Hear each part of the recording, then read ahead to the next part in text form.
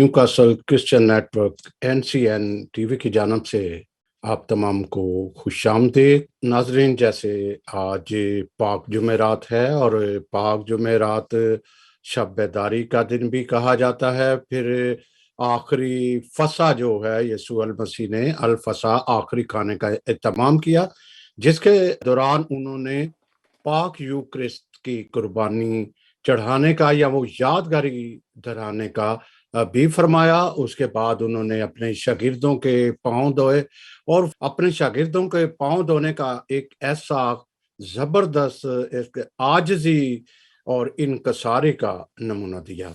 वो भी आज हम इस रस्म को अदा करते हैं। उसके बाद गसमनी में दुआ के लिए गए और वहीं वो पकड़वाए गए। तो नाज़रीन, आज जो गसमनी में उनका पकड़वाया जाना, जिस तरह के मैं एक हवाला पढ़ूंगा। फिर यहूदा सरदार काहिनों और फरीसियों की तरफ से फौज और अफसरों का एक दस्ता लेकर लालटाइनें, मशलें और हथियार लेकर वहां आया। यसू ने आगे बढ़कर उनसे कहा, तुम किस को ढूंढ रहे हो? उन्होंने जवाब दिया, यसू नासरी। यसू ने उनसे कहा, मैं हूं, इसलिए तुम मुझे ढूंढते हो, इनको जाने दो। तो हमने इसी हवाले से आज का जो टॉपिक का चुना कि अदालती कार्रवाई, यसू अल मसीह के खिलाफ जो अदालती कार्रवाई हुई, क्या वो कानूनी थी या गैर कानूनी थी? बड़े अहम एक इंफॉर्मेशन भी कह लें, गो कि ये हमारे ईमान का हिस्सा नहीं, लेकिन ये जानना बहुत ज़रूरी है। बुनियादी अकाइयाँ जो होती हैं, हमारे साथ इस पर गुफ्तगू करने के लिए डॉक्टर अख्तर अंजली साहब, आप सब जानते हैं इन्हें, एंकर, इल्म का खजाना, डॉक्टर जीपी तो डॉक्टर है ही हैं, वो इलाज तो करते ही हैं जो जिस्मानी, लेकिन रूहानी इलाज का भी इन्होंने बीड़ा उठा रखा है। तो हम उनकी गुफ्तगू है, उनके इल्म से आज इस्तेफादा करेंगे।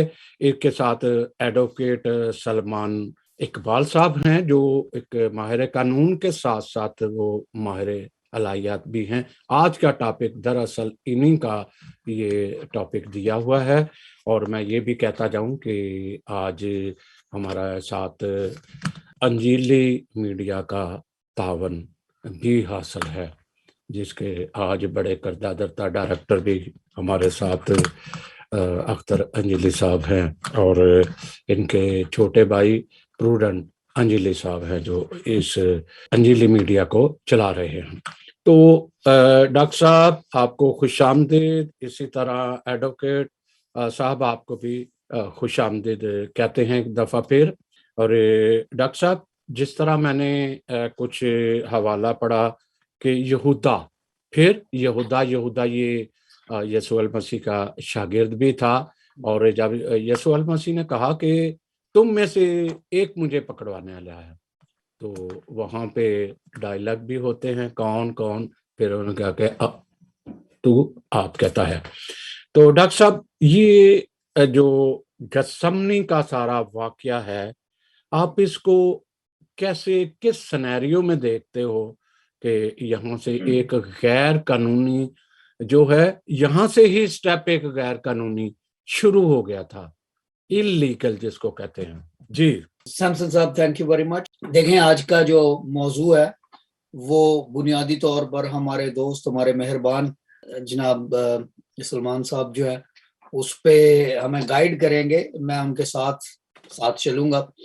और जो आपने अभी हवाला हमें जिसकी तरफ इशारा किया है, खुदावंद यीशु मसीह का गतसमनी में अरेस्ट होना, उनका पकड़ा जाना, पकड़वाया जाना जो है, ये चारों अनाजील में हमें इसके मुतल्लक मिलता है। लेकिन एक बात जिसकी तरफ मैं इशारा करना चाहता हूँ, वो ज़रूरी इसलिए है क्योंकि इन चारों अनाजील के लिखने वाले जो थे वो मुख्तलिफ शोबों से ताल्लुक़ रखने वाले लोग थे। लेकिन लूका तबीब की इंजील जो है वो एक डॉक्टर ने लिखी है, एक मेडिकल पर्सन की जो है वो ऑब्जर्वेशंस है। लिहाजा जब हम लूका तबीब की इंजील اور اس کا 22واں باب ہم دیکھتے ہیں تو 39ویں آیت سے لے کر 46ویں آیت تک یہ وہ واقعہ ہے، بلکہ 53ویں آیت تک یہ وہ واقعہ ہے جہاں پر ہمیں بتایا جاتا کہ کس طرح سے خداوند یسوع مسیح اس وقت ایک جگہ پر تھے جو گتسمنی کہلاتی ہے۔ صرف یوحنا رسول اپنی انجیل میں گتسمنی کو باغ کہہ کر پکارتے ہیں، باقی تمام جگہوں پر یہی لکھا ہے کہ وہ ایک جگہ تھی، گتسمنی ایک جگہ تھی۔ اور لوکا طبیب کی انجیل میں تو گتسمنی کا نام نہیں بلکہ لکھا ہے کہ وہ زیتون کے پہاڑ پر گیا، ایک ہی جگہ۔ اور جس بات کی طرف میں اشارہ کرنا چاہتا ہوں وہ یہ ہے کہ یہاں پر جب خداوند یسوع مسیح کو پکڑوا دیا گیا اور ہم دیکھتے ہیں کہ اس کے بعد ان پہ عدالتی کاروائی شروع ہوتی ہے، لیکن پکڑوانے سے پہلے وہ جب پہاڑ پر اپنے ساتھیوں کے ساتھ اپنے شاگردوں کے ساتھ تھے تو وہ دعا میں مصروف تھے۔ اور 44ویں آیت میں ایک بہت ہی اہم بات لکھی ہے، پھر وہ سخت پریشانی میں مبتلا ہو کر اور بھی دل سوزی سے دعا کرنے لگا اور اس کا پسینہ گویا خون کی بڑی بڑی بوندیں ہو کر زمین پر ٹپکتا تھا۔ یہ وہ آیت مبارکہ ہے جس پر میڈیکلی بہت سے لوگوں کا اعتراض ہے۔ میں اس پہ صرف چند باتیں کہہ کے مضمون کو آگے بڑھاؤں گا۔ پہلی بات تو یہ ہے کہ یہ انہونی بات نہیں ہے، میڈیکل لٹریچر میں ایسے واقعات موجود ہیں جہاں پر خون کا پسینہ بہتا ہے، اور یہ بات صرف لوکا طبیب کی انجیل میں میڈیکل مائنڈ تھا، فزیشین تھا، اور اس نے اس کو جب لکھا تو اس بات کا اندراج کر دیا۔ اور چونکہ یہ بہت ہی ریئر کنڈیشن ہے، اس لیے بہت سے لوگ جو ہے اس کے بارے میں کہتے ہیں کہ یہ یا تو مبالغہ آرائی ہے یا یہ کوئی شاعری ہے یا بس کسی بات کو خداوند یسوع مسیح پر لوگوں کو ترس کھانے پر مجبور کرنے کے لیے پسینے کو خون سے تشبیہ دے دی گئی۔ ایسی کوئی بات نہیں ہے، تاریخ میں میڈیکلی ایسے واقعات موجود ہیں۔ اس کنڈیشن کو کہتے ہیں ہیماٹو ہائیڈروسس۔ ہیماٹو ہائیڈروسس میڈیکل سائنس میں وہ کنڈیشن ہے، ریئر ڈس آرڈر۔ میں لفظ ریئر اس لیے بار بار اور زور سے کہہ رہا ہوں کیونکہ یہ لاکھوں میں ایک شخص کو ہوتا ہے اور اس کا تعلق میڈیکل سائنس میں ہے۔ اس کا سب سے پرانا تذکرہ جو ہے وہ لیونارڈو ڈا ونچی کی تحریروں میں ہمیں ملتا ہے، جب ان کے پاس ایک سپاہی آتا ہے جنگ سے واپس اور اس کے جرنیل کو اس کی آنکھوں کے سامنے قتل کیا جاتا ہے تو اس کا پسینہ خون بن کر نکل رہا تھا۔ ہیماٹو ہائیڈروسس کا ذکر آپ کو NORD کی ویب سائٹ میں مل جائے گا، national organisation of rare disorders. اس پہ ایک مفصل اور 70 سالہ تحقیق آپ کو مل جائے گی انڈین جرنل آف ڈرمیٹولوجی میں، جہاں پہ ایک آرٹیکل ہے the strange case of sweating blood, اور اس کے علاوہ international journal of medical research sciences میں، اور ایک جریدہ نکلتا ہے بلڈ کے نام سے، میڈیکل جرنل ہے جس کا ٹائٹل ہی بلڈ ہے، اس میں بھی اس پر آرٹیکلز آپ کو ملیں گے۔ میرے پاس حوالے ابھی نہیں ہے، ان تمام حوالوں کا ذکر میں نے انجیلی میڈیا کی ایک ویڈیو میں کیا ہے، کیا خون کا پسینے کا خون بن کر ٹپکنا میڈیکل سائنس میں ممکن ہے یا نہیں، تو یہ ویڈیو وہاں پر ہے۔ تو پہلی بات تو میں یہ کہنا چاہتا ہوں کہ یہ medically this is a correct and medically proven thing, بس ریئر ہے، لیکن بائبل مقدس میں بہت سی باتیں ریئر ہیں۔ خداوند یسوع مسیح کی ذات اقدس پر جائے تو سبھی کچھ ریئر ہے، ان کا پیدا ہونا بھی ریئر ہے، ان کے معجزات بھی ریئر ہیں، ان کا جی اٹھنا، ان کی تو ہر ساری زندگی جو ہے وہ اتنی ریئر واقعات سے ہے کہ یہ ایک چھوٹا سا واقعہ جس کا تعلق میڈیکل سائنس میں ہے۔ تو بہرحال اس کے بعد جب ہم دیکھتے ہیں کہ خداوند یسوع مسیح کو پکڑوایا گیا تو یہ انلیگل اریسٹ تھا۔ اس پہ بارے میں ہمارے وکیل صاحب جو ہے وہ ہمیں بتائیں گے، اس کے کئی پہلو ہیں اور اس لحاظ سے ہم دیکھیں گے کہ یہ this was an illegal activity going on اور انلیگل تھا یہ سارا معاملہ۔ تو سمدن صاحب بیک ٹو یو۔ جی ڈاکٹر صاحب، بہت نائس، اور یہی بات ہے अगर नाज़रीन आप चले जाएं किसी, जिस तरह इन्होंने मत्ती की अंजील और ऐसे हवाले दिए, तो मोस्टली जो प्रीस्ट थे वो बायोलॉजिस्ट भी थे या वो एक साइंटिस्ट भी थे, और वो टैली करते थे आम हालात को भी। इसी तरह हमारे डॉक्टर साहब हैं, तो हमारे डॉक्टर साहब जो है मेडिकल को उसके साथ रियल जो एक हकीकत में साथ लेते हैं कि कैसे होता है। थैंक यू डॉक्टर साहब, आपने बड़े खूबसूरत उसको वाजिया किया कि ताकि कोई इसमें शुबा ही ना रहे कि खून पसीना आना किस तरह है, एक मेडिकल भी एक उसको वाजिया करता है। तो अब चलते हैं एडवोकेट, जाहिर है ये कानून दान है तो हम इनके साथ कानून की बात करते हैं।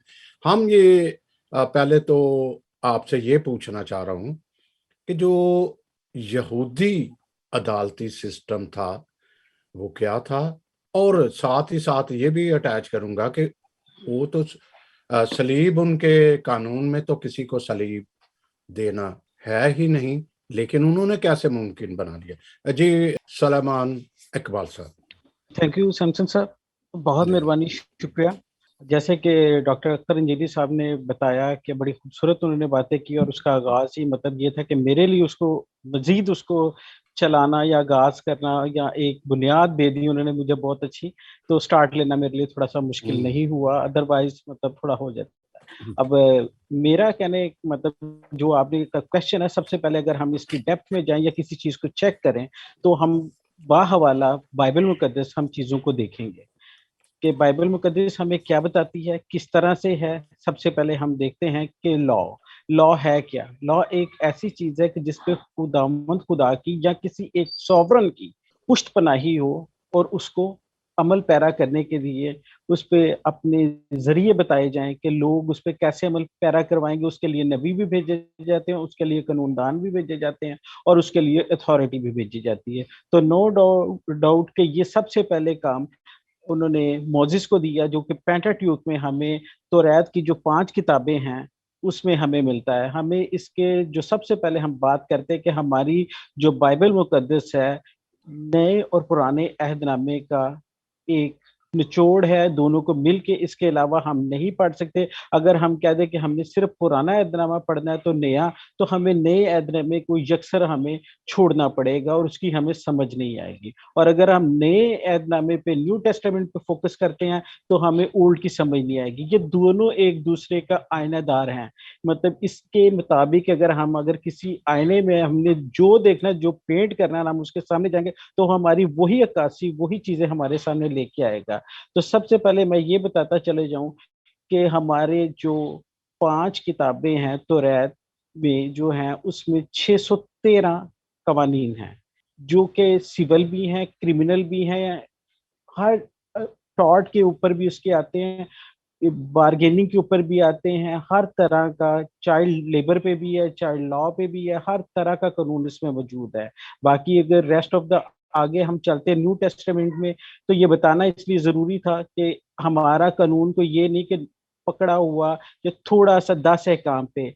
हमारे 2 कानून आते हैं, एक वर्बल है और एक जिसे ओरल भी कहते हैं, और एक रिटर्न फॉर्म में जो हमें मिला है वो नो डाउट के वो हमें 10 कमांडमेंट्स की सूरत में मिला है। बाकी ओरल वो था या वर्बल लॉ था, वो हमें थ्रू मोसेस मिला और उन्होंने उसको इंटरप्रेट किया। और आगे 800 कवानीन जो हैं वो न्यू टेस्टामेंट में मिलते हैं थ्रू एपोस्टल्स, और इवन खुदावंद ने भी कई जगह पे अहकाम किए दिए, तो उसको हमें समझने के लिए कि उसको ये कैसे है। तो टोटल मिला के ये 1413 कवानीन बनते हैं। वैसे तो सम टाइम न्यू टेस्टामेंट में थोड़े से लोगों का राय डिफर है कि ये 1000 भी हैं, लेकिन वो रिपीट हो जाते हैं, तो इसलिए उसको एक्सक्लूड करके। तो सबसे पहले इसका इदहाक, इसके स्टार्ट जो है इसके कवानीन का, कि यहूदी सबसे पहले, अब हम मुद्दे की तरफ आते हैं कि यहूदी अपना सबसे ज्यादा अपने आप को बूस्ट करते हैं, अपने आप को वो कहते हैं, अपना फख्र महसूस करते हैं कि हमारा कानून जो है वो सबसे आला है, वो सबसे अफजल है, हमें हर चीज पे फोकियत हासिल है। तो क्योंकि हमें हमारी ये शरीयत का कवानीन जो मिले हैं वो खुदावंद खुदा की तरफ से मिले हैं। तो उस सूरत में अगर हम चलते हैं खुरूज की किताब, उसका 18 बाब और उसकी 17 आयत में अगर हम जाएं, तो वहां जो उसका मूसा का जो सुसर था युथरू, उसने जब उसको देखा तो उसने कहा कि तू इतने लोगों को कैसे सुबह से शाम तक, दिन से लेके सुबह दिन चढ़े से लेके शाम तक तू इसको ये करता रहता, तो तू थक जाता है। तो वहां एक तो क्यों नहीं बनाता कि एक मजलिस ऐसी बना दी जाए जिसे छोटी छोटी टोलियों में, छोटी छोटी पार्टीज में सेग्रीगेट करके आप उसको बनाओ, तो फिर आपके लिए भी आसानी होगा। और जब वो बड़ा किसी पैमाने पे, वही जो बड़े पैमाने पे कुछ चीज सामने आएगी तो उसके ऊपर चल के तो वो तेरे पास आए, ना कि तू छोटे मुकदमे से लेके बड़े मुकदमे तक इसको खुद ही हैंडल करे। तो वो बुनियाद बनी, वो दाग बेल बनी हमारे कवानीन की मजलिस आमला की, जिससे इन अदर वर्ड हम सेन हिड्रन कहते हैं। यानी कि सेन हिड्रन ये इसका मतलब हिब्रू वर्ड है और लैटिन वर्ड भी है। इसमें यही है कि इसको ऐसे ही डिराइव किया गया है और इसमें ये बात सामने आती है कि सेन हिड्रन जो है, इसमें इसको कहते हैं कि इकट्ठे होके बैठना, सिटिंग टुगेदर, या जेशियस की मीटिंग, अकलमंदों की बैठक, जहां बुजुर्ग और अकलमंद काहिन बैठते थे और ये खुदा की तरफ से बनाए गए, दिए गए और अपॉइंटेड लोग होते थे जिसे उस वक्त के लोग अपॉइंट करते थे। इसके अलावा इसको अगर हम आगे चल के देखते हैं तो इसमें 2 से 3 हम उन्होंने इसको बनाए थे कि सेग्रीगेट करके छोटी सेन हिड्रन और बड़ी सेन हिड्रन। जो छोटी सेन हिड्रन थी उसमें 23 होते थे लोग और जो बड़ी होती थी उसमें 71 तक होते थे। इसमें जरूर था कि छोटी इनको ऑड नंबर पे रखा जाता था, इवन पे नहीं रखा जाता था।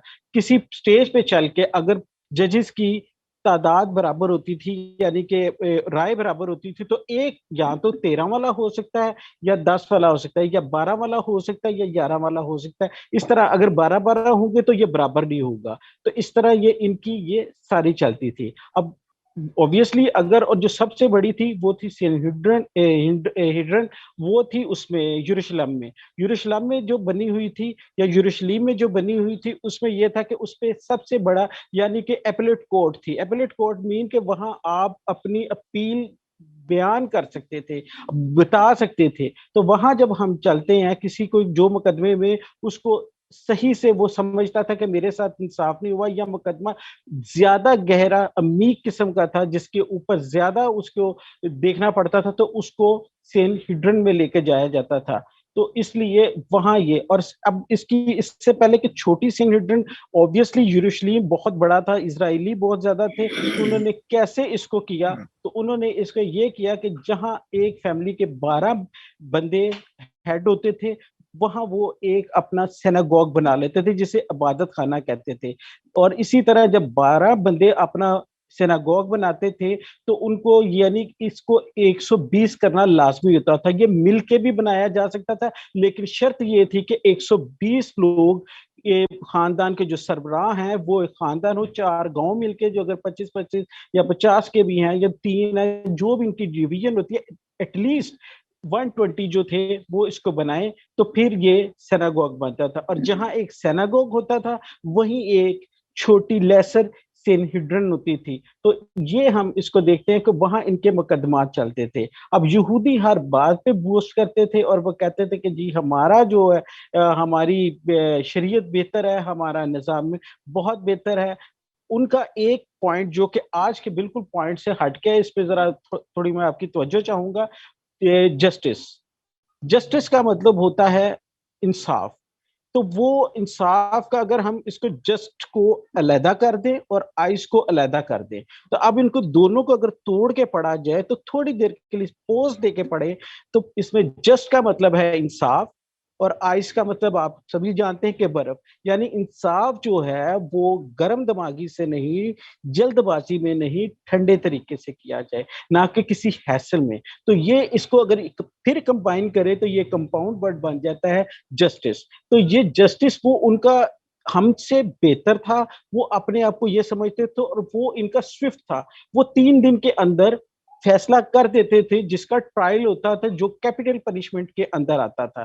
तो लिहाजा उन्होंने वो इसलिए कि 3 दिन का उनका जस्टिस ठीक था कि उनकी जो लोग होते थे 73, जब बड़ी अदालत में जाता था, बड़ी सेनहिड्रन में जाता था, हिड्रन में जाता था, तो उसमें 73 लोग जो जजेस बैठे होते ہوتے تھے وہ اس کو دیکھ رہے ہوتے تھے اور وہ زیرو ہوتے تھے. وہ ایسے نہیں کہ پکڑ کے آگے ان کا ایک ٹائم پیریڈ تھا, ایک لمبے عرصے سے ان کی سروسز ہوتی تھی اور گواہان کی موجودگی میں وہ لے کے آتے تھے. اور یہاں تک ان کا انصاف تھا کہ اگر ان میں سے اگر کسی کی ایک بھی غلطی, اگر اس وقت کس بندے نے کیا کلر کے کپڑے پہنے تھے, دو گواہان کو علیحدہ علیحدہ بلایا جاتا تھا, سم ٹائم اکٹھا بلایا جاتا تھا صرف معاملے کی نوعیت کو جاننے کے لیے.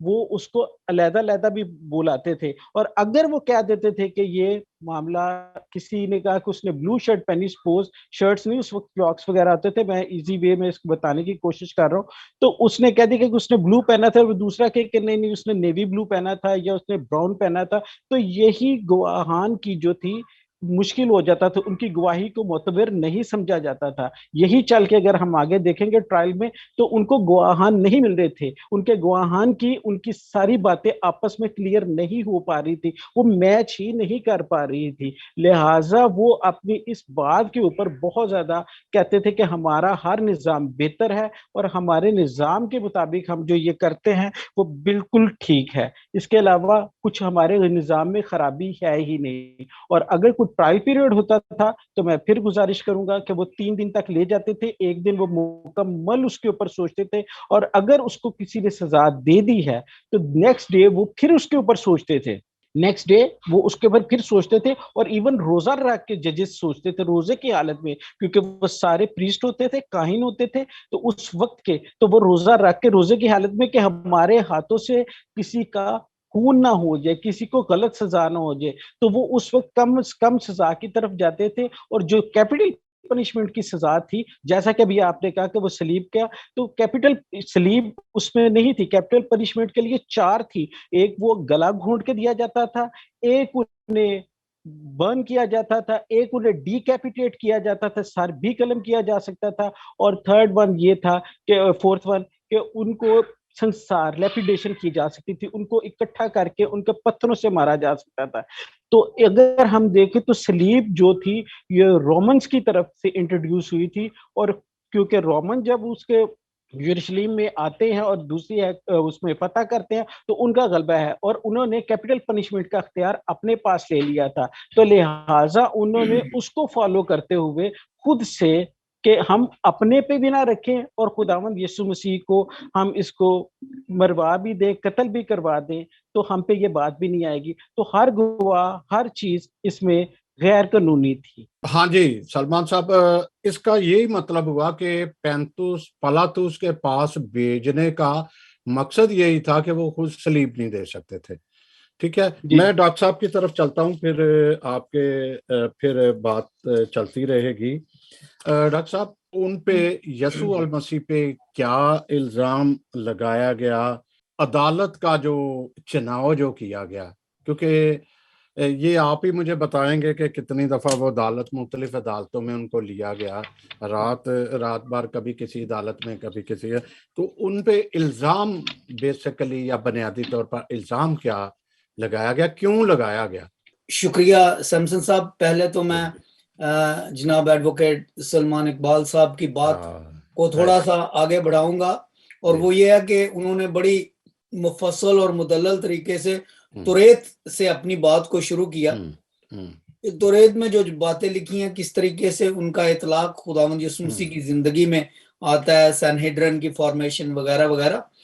تو خداوند یسوع مسیح نے بائبل مقدس کو پیدائش 1 باب 1 آیت سے لے کر مکاشفہ 22 باب کی 21ویں آیت تک ایک جگہ پہ جمع کر دیا. آپ سنیے, لوکا طبیب کی انجیل اس کا 24واں باب اور اس کی 44ویں آیت میں خداوند یسوع مسیح فرماتے ہیں کہ جتنی باتیں موسیٰ کی توریت اور نبیوں کے صحیفوں اور زبور میں میری بابت لکھی ہیں وہ پوری ہوں.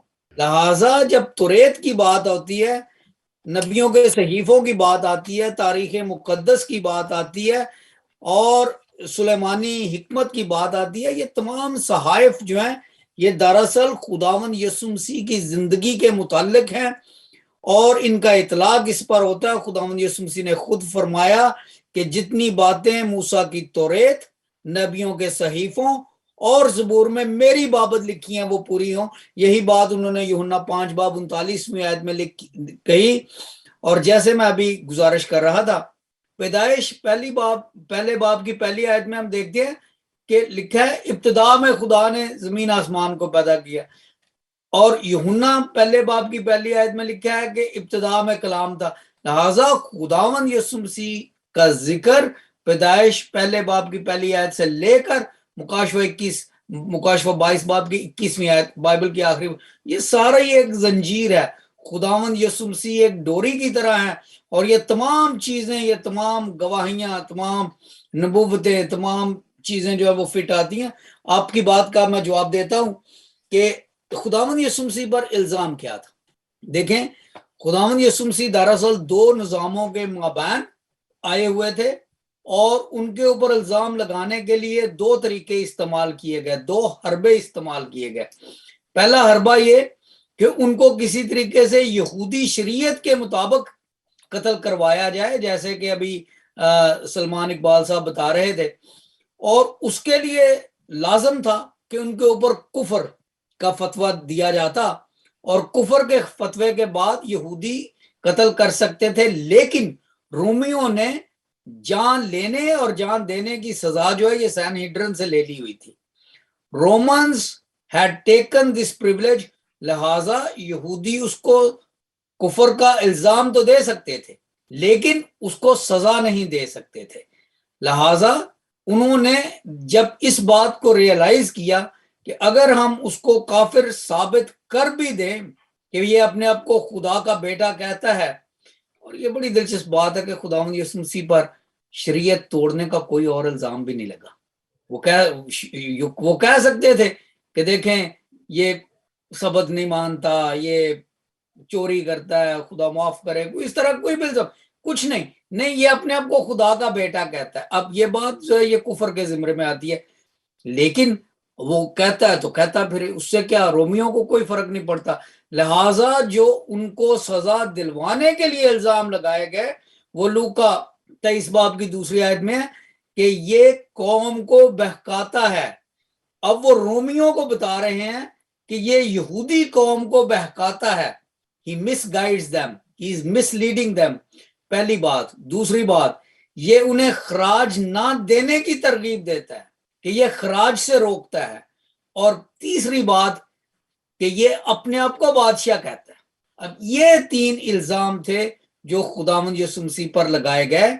قوم کو بہکاتا ہے، خراج نہ دینے کی تلقین کرتا ہے، اور خود کو بادشاہ کہتا ہے. لوکا 23 باب کی دوسری آیت میں یہ تینوں باتیں لکھی ہیں. میں صرف اپنی بات ختم کرنے سے پہلے ایک چھوٹا سا اشارہ کرنا چاہتا ہوں. جب باغ گتسمنی میں رومیوں نے آ کے خداوند یسوع مسیح کو پکڑنے کی کوشش کی اور پکڑا، ان کا بوسہ لیا، تو خداوند یسوع مسیح نے ایک بڑی امپورٹنٹ بات کہی تھی، اور وہ لیگل ہے. خداوند یسوع مسیح نے یہ کہا تھا کہ دیکھو تم مجھے پکڑنا چاہتے ہو، مجھے پکڑ لو. یہ متی رسول کی انجیل میں بھی لکھا ہوا ہے، مرکس میں بھی، لوکا طبیب کی انجیل میں بھی، یوحنا رسول کی انجیل میں بھی. لیکن میں روز تمہارے ساتھ عبادت خانوں میں تعلیم دیتا تھا، تمہیں اس وقت کیوں نہیں پکڑا؟ یہ دراصل وہ رومی قانون کی طرف اشارہ کر رہے تھے. کیا قانون تھا؟ قانون یہ تھا کہ رومن اپنے دشمن کو شب خون مار کر نہیں پکڑتے تھے، وہ اسے دن میں پکڑتے تھے، دن دہاڑے پکڑتے تھے. اٹ واز اگینسٹ، یہ بات سننے والی ہے ذرا، it was against the Roman pride کہ جی انہوں نے جا کے اپنے دشمن کو چھپے ہوئے کو نکالا ہے. نہیں، وہ بھالے، نیزے، برچیاں، ڈھالیں لے کر دن دہاڑے اپنے اور خاص طور پر ان کو جو غدار ہوتے تھے، خاص طور پر ان کو جو دعویٰ کرتے تھے کہ وہ کیسر کو نہیں مانتے، جب وہ پکڑنے آئے تو خداوند یسوع مسیح نے انہیں کہا تم کسے ڈھونڈتے ہو؟ ہم یسوع کو ڈھونڈتے تھے. میں اگر دیکھو مجھ پہ الزام ہے، خداوند یسوع مسیح جانتے تھے کہ ان پہ الزام یہی ہے کہ وہ اپنے آپ کو بادشاہ کہتا ہے، وہ خراج وغیرہ وغیرہ. تو اس نے کہا دیکھو تم رومی ہو کر کیسی حرکتیں کر رہے ہو، رومی ہو کر یو پرائڈ یور سیلف. کہ اس میں یہ تھا، دیکھیں اگر کوئی چوری کرتا چوری کے وقت پکڑا جائے وہ الگ بات ہے, وہ رات کی بات ہو سکتی ہے, زناکاری بدکاری کوئی ایسی چیز. لیکن جب چیلنج ہوتا تھا کیسر کو, جب سلطنت روم کا کوئی چیلنجر ہوتا تھا تو اس کو دن دہاڑے پکڑا کرتے تھے, اس کو رات کے اندھیرے میں پکڑا نہیں کرتے تھے. خداوند یسوع مسیح کو گتسمنی کے رات کے اندھیرے میں پکڑا گیا, الزام یہ تھا کہ ہی از اے چیلنجر ٹو کیسر. خداوند یسوع مسیح نے کہا میں روز تمہارے ساتھ دن دہاڑے ہوتا تھا, اگر یہ مجھ پہ الزام ہے تو مجھے تب کیوں نہیں پکڑا؟ تم اپنا قانون دیکھو, میری بات تو بعد میں کرو, تم اپنا قانون دیکھو. اور انہوں نے اس کا جواب, اس کے بارے میں 4 اناجیل خاموش ہے, انہوں نے اس کا کوئی جواب نہیں دیا, بس یہ کہ اسے پکڑ کر لے گئے. تو دیکھیں دس واز این الیگل تھنگ. بہت خوبصورت بات کی. اور ایسے ہی ہوتا ہے زمانے میں بھی, جو اقتدار میں جو عزت کے بھوکے ہیں وہ لیگل نہیں, وہ انلیگلی کام کرتے ہیں. وہ رات کے اندھیرے میں ہی چھاپا مارتے ہیں یا پکڑتے ہیں. یہ چاہے یہ دور لے لو چاہے وہ دور لے لو, وہاں ایک مذہبی جو لابی تھی, بڑی مضبوط لابی تھی, وہ نہیں چاہتی تھی کہ یہ ہماری جگہ لے لے یا لوگ ان کے پیچھے جا لے جائیں. سلمان اقبال صاحب, یہ تھوڑا سا واضح کر دیجئے گا کہ کون کون سی عدالت میں اور کس طریقے سے جیسس کرائسٹ کو لیا گیا, کیونکہ پہلا جو ہے وہ غالباً قائفہ کی عدالت میں پیش کیا گیا تھا. جی تھینک یو سمسن صاحب ونس اگین. لیکن اس میں یہ ہے کہ سب سے پہلے جو جیسے ڈاکٹر صاحب نے بتایا کہ اس میں اوپن ٹرائل ہوتا تھا, دن کے وقت ہونا تھا, اور سب سے بڑی بات یہ ہے کہ لا کی ایک اسٹیٹمنٹ ہے, ایک ٹرم ہے, ایک اصول ہے, اکیوز جو ہوتا ہے نا, accused is a favourite child of law. جو مجرم ہوتا ہے نا, ملزم ہوتا ہے یا مجرم ہوتا ہے, جس پہ جب تک وہ ثابت نہیں ہو جاتا وہ تب تک قانون کا چہیتا بچہ ہوتا ہے. آپ نے اس کے اوپر یہ ثابت کرنا ہوتا ہے. تو اب یہ دیکھیں کہ وائلیشن جو اب سوالات کی جو آپ نے کیے ہیں ان کا جوابات یہاں سے صحیح شروع ہوتے ہیں کہ وہ حنا کے پاس لے کے جاتے ہیں. حنا تھا سسر. اگر ہم اس کو 18 باب یوحنا کی, اس کو ہم چاروں اناجیل میں سٹیپ بائی سٹیپ دیکھیں گے تو تبھی ہم ہمیں اس کی ایک ہیراکی پتہ چلے گی, اس کی ایک سسٹم ہمیں پتہ چلے گا کہ وہ 6 عدالتیں کیسے لگی. پہلی 18 باب اس کی 12 آیت میں دیکھیں کہ وہ حنا کے پاس اس کو لے گئے. نمبر 1, حنا جو تھا اس وقت سردار کاہن نہیں تھا, وہ قائفہ تھا, اس کا داماد. تو مینس کہ پہلا انلیگل کام, جب ایک بندہ حاضر ڈیوٹی ہی نہیں, وہ جج ہی نہیں, وہ انٹرٹین ہی نہیں کر رہا, آپ اس کو دیکھ لیں تو پہلا انلیگل کہ وہ اس کو رات کے اندھیرے میں پکڑ کر لے گئے, اور اس کو لے کے کس کے پاس جاتے ہیں؟ حکم قائفہ کا ہے, لے کے وہ حنا کے پاس جاتے ہیں. یہ سمجھ سے بالکل بالا تار ہے کہ وہ کیوں حنا کے پاس لے جانے کا, اور حنا کے پاس اس کو لے جا کے اس سے پوچھتے ہیں. تو وہ کیونکہ حنا نے ایک انٹرٹین کیا ہوا تھا, یہ ایک پھر دوبارہ میں اس واپس ایک جگہ پہ آتا ہوں کہ جب رومی آئے ہیں تو رومیوں نے اس سے چھین لیا. ادروائز یہ سیٹ جو تھی جب تک کہ یہ فور ایور سیٹ تھی, چھینی نہیں جاتی تھی. لیکن جیسے ہی رومیوں نے ان سے وہ بھی لے لیا, ان سے پاور کیپٹل پنشمنٹ کی اختیار اپنے پاس لے لیا, سیم اسی وے سے انہوں نے جب مرضی جس کو مرضی چاہتے تھے یہ بدل دیتے تھے. تو اس وقت اس سال کے لیے یہ سردار کاہن جو تھا وہ قائفہ تھا, حنا نہیں. پہلی انہوں نے, اگر دیکھیں آپ میرے ساتھ, میں مطلب ٹائم زیادہ ہو جائے گا اس لیے میں اس کو کر نہیں رہا. یوحنا کی انجیل اس کا 18 باب اس کی 12 آیت میں اگر آپ دیکھیں تو وہ اس کے باندھ کے اس کو حنا کے پاس لے گئے. اگین حنا کے پاس لے جانے کا کوئی تک نہیں بنتا تھا, اور حنا کے پاس وہاں جا کے انٹیروگیشن ہوتی ہے, وہاں اس سے سوالات ہوتے ہیں, اور وہ اس کو ایون وہاں اس کا جو جب وہ حنا کو ہمارے لارڈ جیسس کرائسٹ لاجواب کر دیتے ہیں تو پھر وہاں ان کا جو پیادہ ہے وہ ان کے منہ پہ تھپڑ مارتا, تو وہ خداوند نے کہتا ہے کہ اگر میں نے غلط کہا ہے تو پھر تب مجھے مار, اور اگر میں نے صحیح کہا ہے تو مجھے کیوں مارتا ہے. نمبر 1 یہ پہلی عدالت. سیکنڈ جو اس کا جو ٹرائل ہے اسی رات, ایک ہی رات میں نہیں, میں نے بتایا تھا کہ اگر وہ یسوع گلیلی تھا, آگے چل کے ہم ہیرودیس کا دیکھیں گے, جب پیلاطوس نے اس کو آگے بھیجا کہ یہ تو گلیلی ہے اور یہ میری جورسڈکشن میں ہی نہیں ہے, میرے تو اختیار میں نہیں ہے, گو میں گورنر ہوں, لیکن یہ بندہ اس جگہ کا ہے. آج ہم ایک بات کریں کہ کسی بھی تھانے میں رپورٹ کروانے جائے, اگر وہ ہمارے ایریا کا نہیں نہ ہوتا تو وہ کیس فائل نہیں کرتے. اس وقت بھی یہی تھا. تو وہ انہوں نے اس کو کہا کہ وہ, خیر میں آگے جب पहला तो उसका आता है। तो अब हम चलते हैं दूसरे ट्रायल की तरफ, दूसरी अदालत। तो फिर वो हम यूहन्ना की अंजील ही उसका 18 बाब उसकी 24 आयत में देखते हैं, उसमें लिखा यीशु के हाथ बंधवा के तो उसको उन्होंने आगे भेज दिया, सरदार काहिन काइफा के पास भेज दिया, जो अब उसका जो उस वक्त का सरदार काहिन था और हाई प्रीस्ट था, और ये सबसे बड़ी उस वक्त पोस्ट थी। ये समझ ले कि वो अगर देखा जाए तो वो उस वक्त यहूदियों का रूलर था, वही रूलर था और कोई और नहीं था। बादशाह तो नहीं हम कह सकते, लेकिन ऑल जितना भी था उसके पास इख्तियार उसके पास था, क्योंकि जो सरदार काहिन है उसके पास बहुत ज्यादा इख्तियार होता है। थर्ड हम चलते हैं आगे चल के लूका की इंजील में देखते हैं इसका तीसरी अदालत कैसी होती है। तो 22 लूका की इंजील उसका 22 बाब और उसकी 66 आयत में देखते हैं कि वो सुबह के वक्त तमाम बुजुर्ग यानी सरदार काहिन और शरीयत के आलम जमा हुए और यसू को अदालत आलिया में ले गए, अदालत आलिया में ले गए। ये तीसरा है, और ये तीसरी अदालत का हमें जिक्र पता चलता है लूका की इंजील उसका 22 बाब और उसकी 66 आयत में।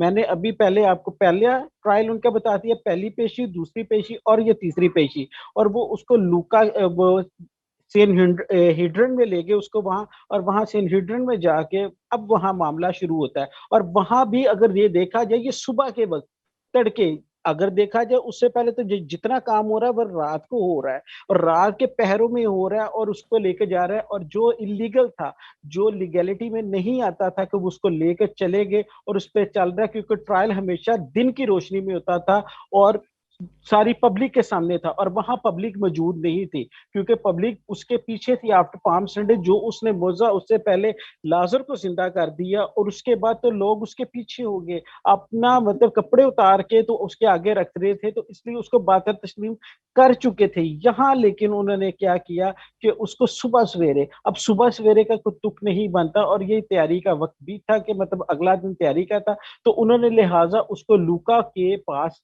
मतलब लूका की इंजील में देखे तो उसका 22 बाब उसकी 66 आयत में उसको अदालत आलिया, मजलिस आलिया यानी कि उस वक्त की जो सुप्रीम कोर्ट है उसमें उसको वो ले गए और वहां जाके उस पर मुकदमा चलाया।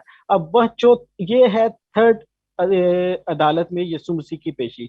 चौथी फिर हम लूका की अंजील ही में देखते हैं और 23 बाब में पिलातुस के सामने पेशी। ये हम मतलब इसको इसमें भी देखते हैं कि इसमें भी पिलातुस के पास लेकर जाते हैं और पिलातुस को बताते हैं कि ये है। अब वही बात फिर एक दफा मैं सिर्फ इसको एंडोर्स करूंगा, डॉक्टर साहब ऑलरेडी उसको बता चुके हैं कि उन्होंने इकट्ठे साइमल्टेनियसली 2 उन्होंने उस पे लगाए, बल्कि 3 लगाए, खराज भी देता और ये लोगों को उकसाता भी है और ये वो क्या कहते हैं बागी है, रेबल है, और इन्होंने ये सारा उसके ऊपर ये उनके ऊपर इल्जाम लगाए। और साथ में ब्लास्फेमी का वो सिंपल सी बात थी, अगर वो लगाते तो उन पर सिंपल ये खुदा का बेटा है, तो उन्होंने क्या इल्जाम लगाना था कि ये खुदा का बेटा है, तो वो उन्होंने एक्सेप्ट नहीं करना था। है तो है, हमें क्या रोमियो से क्या, सेम जो डॉक्टर साहब ने किया अब उसको दोबारा करने से मतलब वो बात है कि बात तो वही है। तो वो डॉक्टर साहब ने जो बात की बिल्कुल ठीक है, तो वो उन्होंने कहा हमें इससे क्या, तो लिहाजा वहां जाकर उन्होंने स्टेटमेंट चेंज कर दी कि ये खुद को बादशाह कहता है,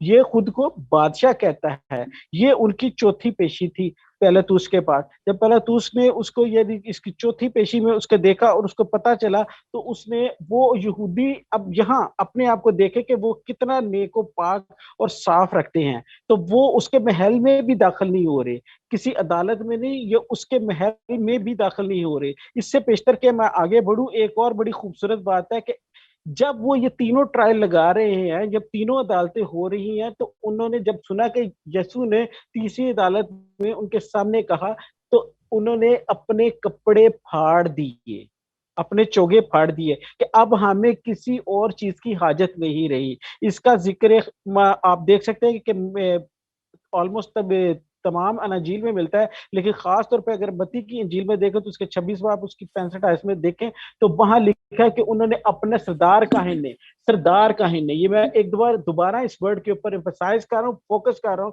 इसके लिए मैं आपको लेके जाऊंगा हवाले में कि अहबार की किताब उसका 21 बाब और उसकी 10 आयत में पढ़ना लाजमी, यहाँ मैं चाहूंगा कि मैं लाजमी पढ़ूं। और वो सरदार काहिन ने अपने कपड़े फाड़ दिए। सरदार काहिन ने क्यों कपड़े फाड़े, अब इसका हम देखते हैं, ये भी उसका इलीगल एक्ट था। ये खास तौर पे इसको देखिएगा कि सरदार काहिन ने, हम अहबार की किताब बुक ऑफ लेविटिकस और उसका 21 बाब चैप्टर 21 वर्स 10 اور یہ سردار کاہن کے لیے خداوند خدا کی طرف سے حکم ہے. یہ دیکھیں وہ باقی تو وائلیشن کر ہی رہے ہیں, کیا یہ وائلیشن نہیں تھی؟ یہ دیکھیے گا, ذرا غور کیجیے گا. اور وہ جو اپنے بھائیوں کے درمیان سردار کاہن ہو, جس کے سر پر مسح کرنے کا تیل ڈالا گیا ہو اور جو پاک لباس پہننے کے لیے مخصوص کیا گیا ہو, وہ اپنے سر کے بال بکھرنے نہ دے اور اپنے کپڑے نہ پھاڑے. سردار کاہن کے متعلق ہے کہ وہ اپنے کپڑے نہ پھاڑے. یہ خداوند خدا کی بھی انہوں نے وائلیشن کی ہے کہ اس بندے نے اپنا, کائفہ نے اپنے کپڑے پھاڑ دیے, اپنا چوگا پھاڑ دیا, جو کہ خداوند کی طرف سے ان کو ملتا ہے, ایک پریویلیج تھی کہ یہ انہوں نے پہننا ہے اور یہ پہنا ہوا اس کو وہ پھاڑ نہیں سکتے تھے. لیکن یہاں بھی صرف اتنے وہ جیلس میں تھے, اتنی ان کی اینیموسٹی بڑی ہوئی تھی یسوع کے لیے, کیونکہ اس نے کائفہ کے بازار بند کروائے تھے.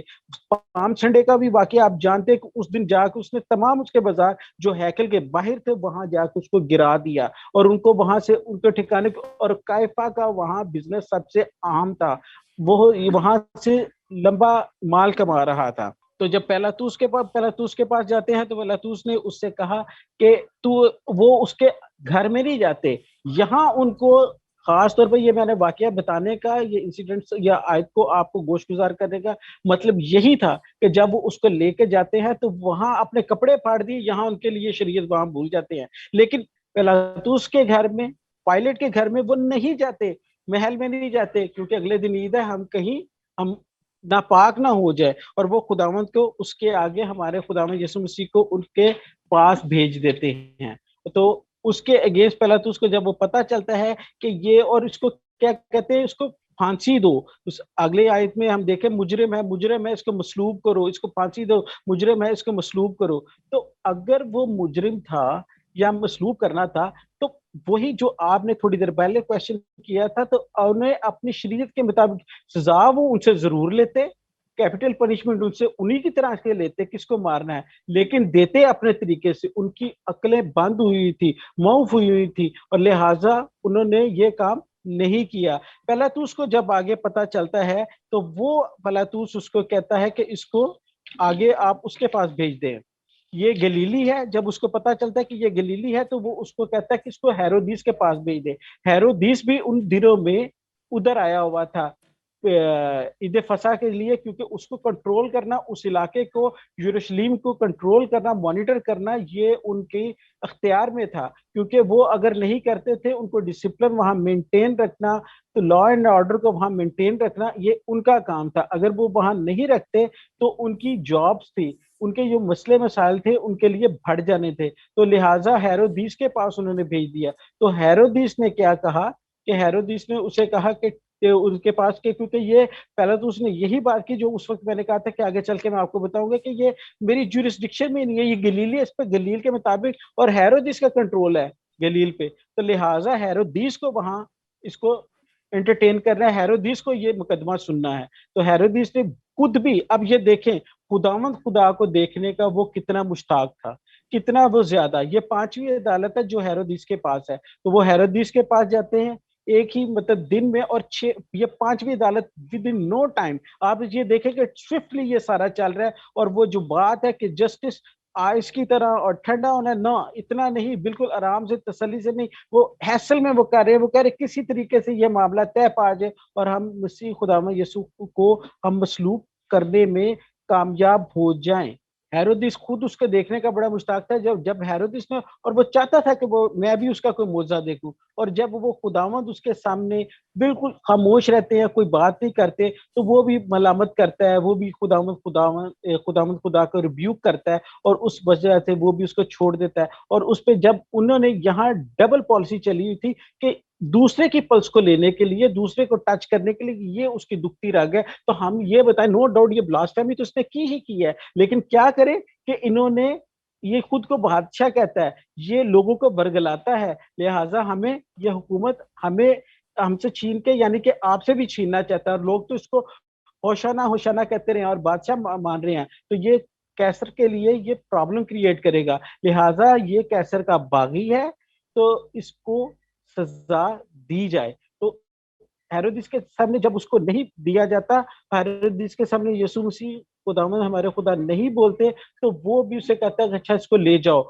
भेजने से पहले वो एक काम बड़ा लाजवाब सा कर देता है जिसपे हम नहीं गौर करते कि वो उसे एक चोगा पहनाता है, एक जिसे पोशाक, बादशाही पोशाक कहते हैं। नो डाउट कई जगह पे उसे किरमजी कहा गया, कई जगह पे उसको रेड कहा गया, लेकिन इंग्लिश की बाइबल में उसके लिए जो वर्ड्स इस्तेमाल हुए हैं वो गॉर्जियस है, वो एलिगेंट है। ऑब्वियसली वो बेहतरीन पोशाक उसको पहनाई गई ताकि एक बादशाह को ना चाहते हुए भी उसको बादशाह माना जाए और एक बादशाह ही उसकी एक तरह की ताजपोशी करे। बेशक उसको कांटों का ताज पहनाया गया, बेशक उसको कांटों का ताज पहनाया गया, लेकिन ताज तो पहनाया गया चाहे इनडायरेक्टली जैसे तैसे उन्होंने, लेकिन उसको पोशाक भी पहनाई गई और एलिगेंट पोशाक, गॉर्जियस, एक कीमती, एक जबरदस्त किस्म की। लेटर ऑन उसके जो लोग थे उन्होंने उसको उतरवा दिया आगे चल के, और उससे उसके हाथ में एक स्टिक भी दी गई जो कि तीनों चीजें इंडिकेशन है, एक बादशाहत की निशानी है। और अब वो कहता है कि चलो इसको फिर पिलातुस के पास ही भेज दो। और यहाँ भी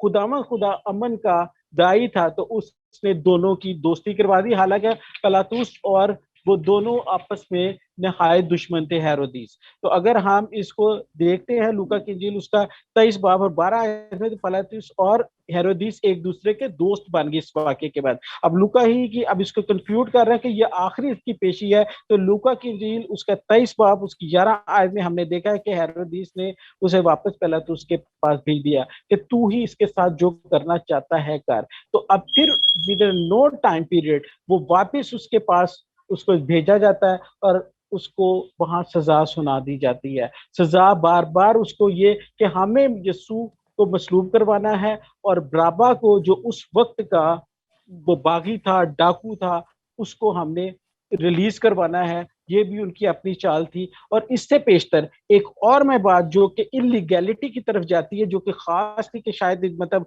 वो बहुत ही आम थी कि अगर यहूदियों का एक कानून खास था, एक ये फोकस करने वाली बात है, जरा प्लीज जरूर इसके ऊपर फोकस कीजिएगा कि यहूदियों का एक कानून था कि 5 टाइम तक अगर आप में किसी किस्म की कोई, जब आप पे एलिगेशन लग रहा है, कोई चीज आपके सामने आती है, कोई नई एविडेंस सामने आ जाती है, या नया गवाह आ जाता है, या नए गवाह कोई चीज लेके आ जाते हैं, तो आपको उसको सुनना है।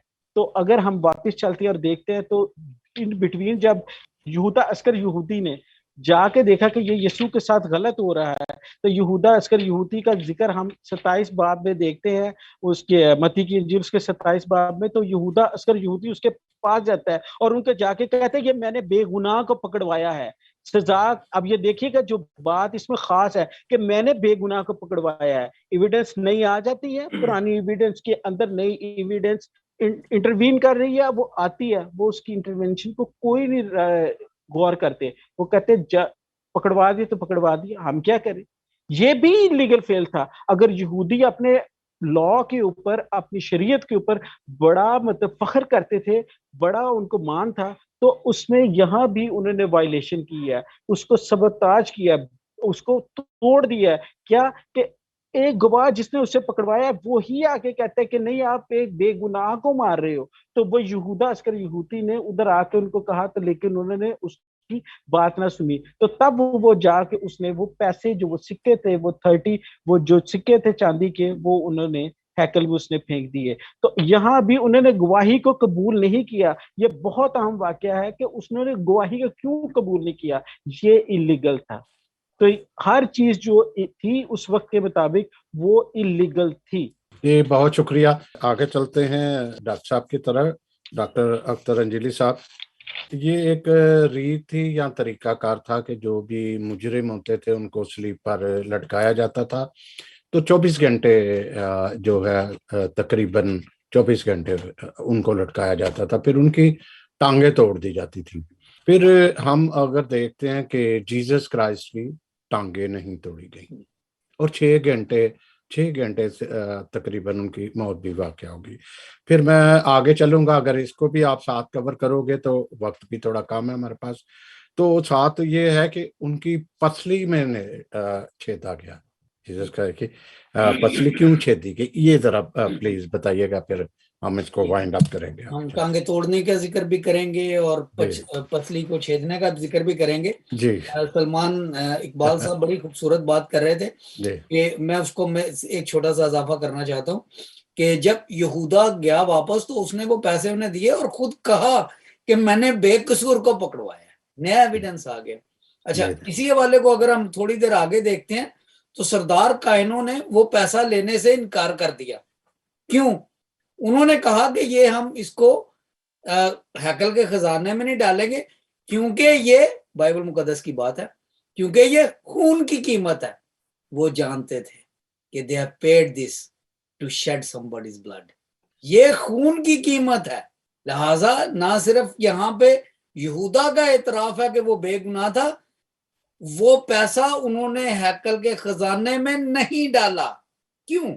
وہ خون کی قیمت ہے. کون کہہ رہا ہے؟ یہودا کہہ رہا ہے, میں کہہ رہا ہوں نہیں, سردار کہن کہہ رہے ہیں کہ یہ خون کی قیمت ہے.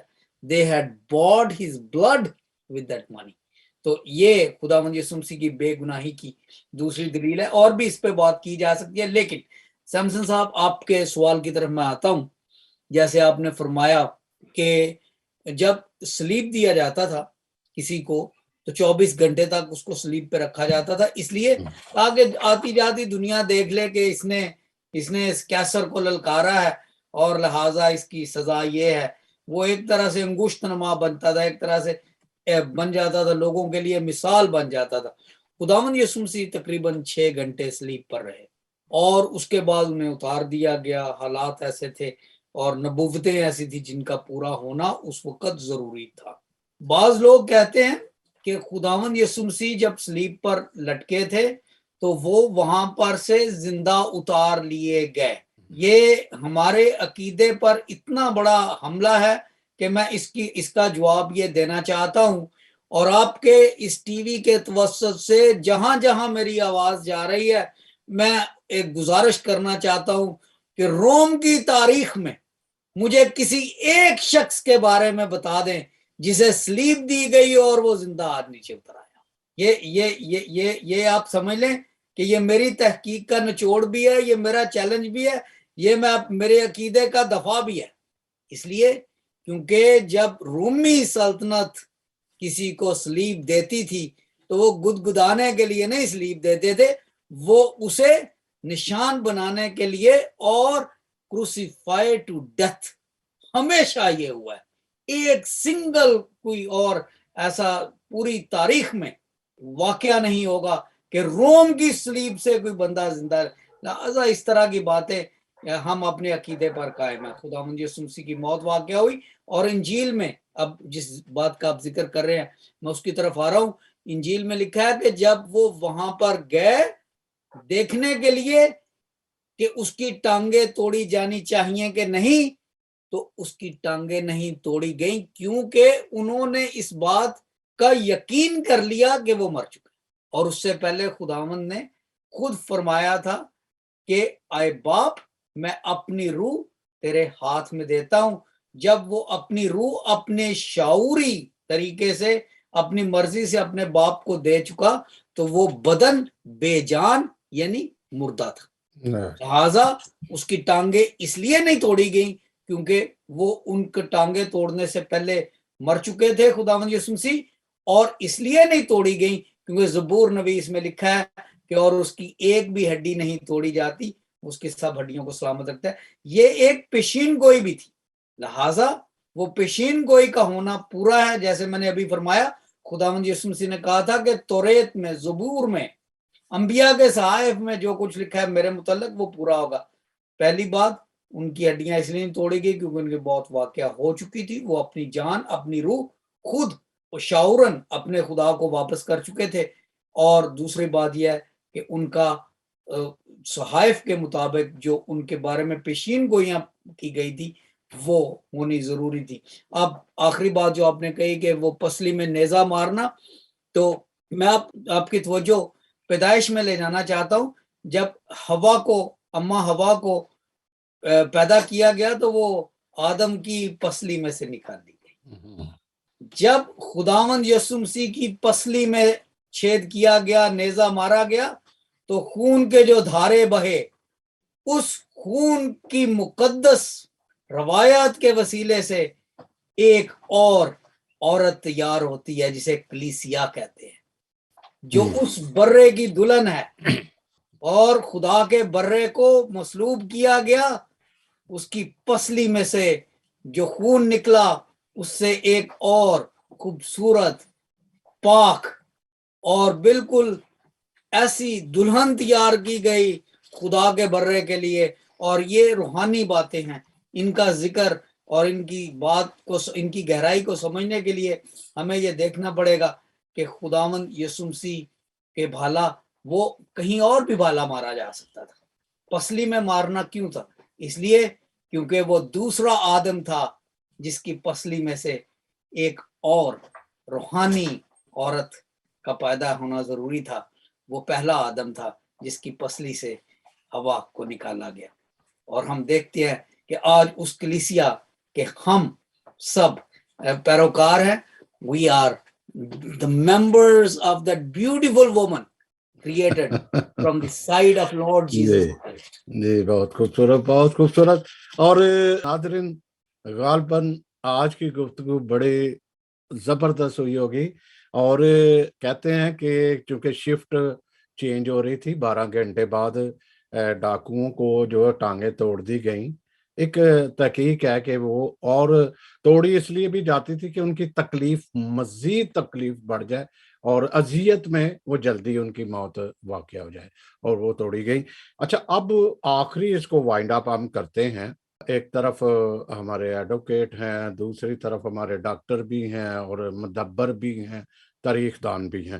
آخری سوال یہ ہے، دونوں آدھا اگر جواب دیں تو بڑی نوازش ہوگی، کہ جیسس کرائسٹ کی جو موت ہے اس کو ہم سیاسی لیتے ہیں، مذہبی لیتے ہیں، یا خدا کا منصوبہ لیتے ہیں؟ 50-50 جواب دونوں کی طرف سے۔ ڈاکٹر صاحب نے بہت اچھی باتیں پہلے ہی کر دی، اور بائبل مقدس میں اگر ہم اس میں کچھ بھی ایک ایسا کر دیتے ہیں، کوئی بات کو نگیٹ کرتے ہیں یا چھوڑ دیتے ہیں، تو وہ کلیئر نہیں ہو پاتی۔ تو جتنی پروگنوسٹیکیشنز تھی، جتنی پریڈکشنز تھی، جو بھی بائبل مقدس میں مسیح یسوع کے بارے میں لکھا گیا تھا، وہ پورا ہونا ضرور تھا۔ اگر اس میں سے ایک بھی بات کم کر دی جاتی یا چھوڑ دی جاتی تو وہ پوری نہ ہوتی۔ تو اس کا مطلب پتہ کیا ہے؟ کہ بائبل مقدس پہ الزامات آ سکتے تھے کہ بائبل میں تو یہ لکھا تھا، یہ چیزیں موجود تھی، تو یہ تو ابھی واقعہ نہیں ہوئی، یہ یسوع کے ساتھ ہونا ضرور تھی، لیکن وہ چیزیں نہیں ہوئی۔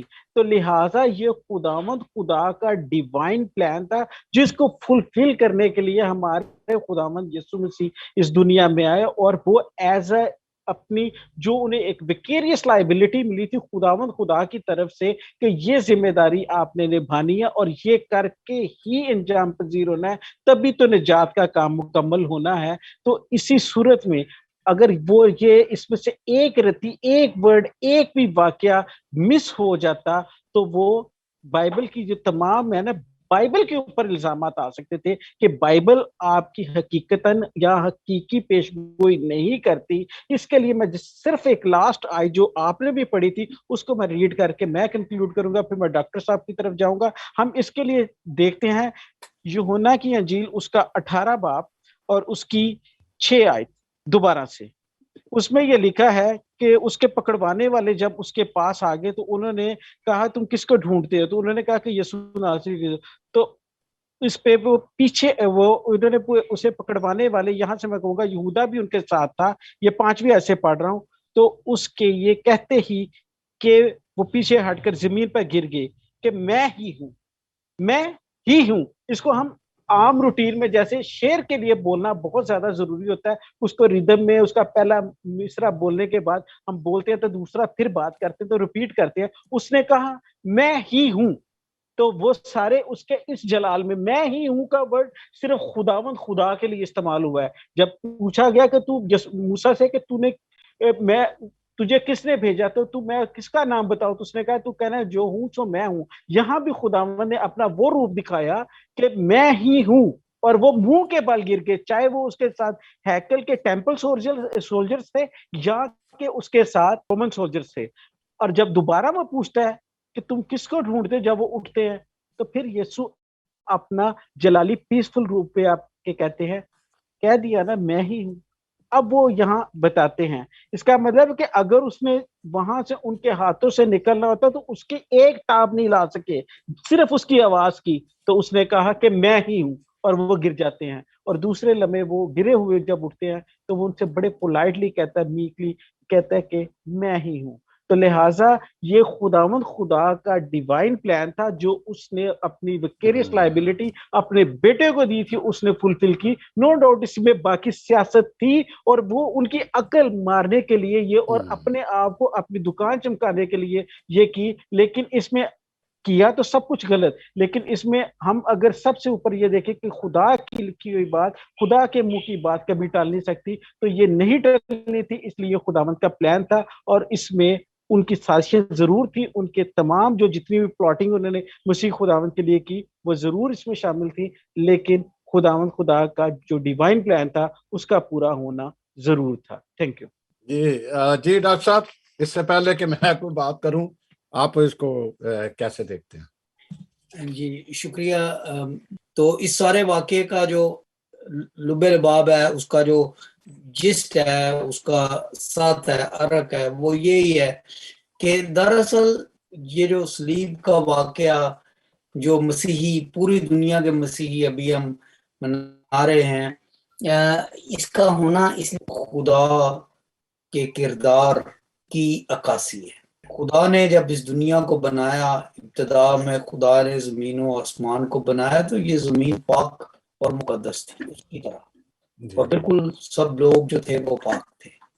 लेकिन गुनाह के आने के बाद ये सारा निज़ाम खराब हुआ, और ये ज़रूरी था कि उस नस्ल इंसानी को जिससे खुदा प्यार करता है उसको दोबारा राह रास्त पे लाया जा सकता। लिहाजा ये बर्रों के खून से, ये बछड़ों के खून से, ये कुमरियों और कबूतरों के खून से ये मकाम नहीं हो सकता था। ये लंबा सिलसिला जो इब्राहिमी कुर्बानी से शुरू होता है और फिर हैकल मुकद्दस तक आता है, ये तमाम कफारे का जो सिलसिला था, ये इस बात का अंदिया था कि खुदा को गुनाह से कितनी नफरत है, और जब भी लोग गुनाह का काम करते थे तो उसको वक्ती तौर पे उसके लिए खून बहाया जाता था। लेकिन नस्ल इंसानी में से खून के डीएनए को खत्म करने के लिए ये जरूरी था कि पाक पवित्र बर्रा तैयार किया जाए, और खुदावंद यीशु मसीह वो बर्रा था जो पाक पवित्र था, और जिसके बारे में ज़बूर 22 में लिखा है कि जब उसे सलीब दिया गया तो उस वक्त सांडों की एक बहुत बड़ी भीड़ ने उसे घेर लिया, शेर बबर उसकी तरफ गरजते थे, कुत्तों की भीड़ ने उसे घेरा हुआ, बदकारों की ग्रोह ने से। ये खुदावंद यीशु मसीह का मंजरनामा है ज़बूर में, जब वो सलीब पर लटक रहे थे, और ये इसलिए हुआ ताकि खुदा का अदल इंसाफ पूरा हो। और मैं ये बात कहकर खत्म करना चाहता हूँ आज की दलील कि हमारे लिए ये खत्म कुफारा था, इसके बाद कोई कुफारा नहीं चाहिए। इसके बाद हैकल का पर्दा भी फट गया, और चंद सालों के बाद हैकल भी मिस्मार हो गई। ना मज़बा रहा, ना मज़बे पर कुर्बानियां करने वाले रहे, ना वो सिलसिला इब्राहिमी रहा मसीहियों के लिए।